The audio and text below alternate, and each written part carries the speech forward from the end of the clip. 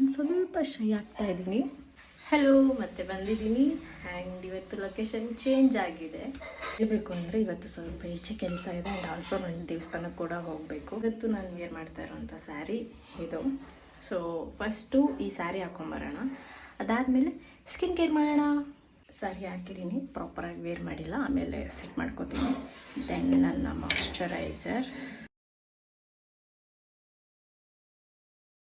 Screen, ಬಾಗಿಲು ಹಿಂದ್ಗಡೆ ಮಾಡ್ತಾ ಇದ್ದೆ. ಬಟ್ ಆದರೆ ಇವಾಗ ಏನೋ ಒಂಥರ ಹೇಳೋಕ್ಕಾಗ್ತಾ ಇಲ್ಲ.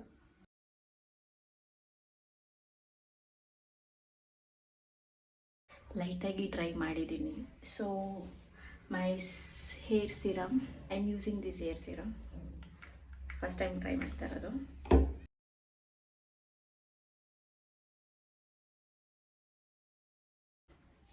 ಮೈ ಯೂಶುವಲ್ ರಿಂಗ್,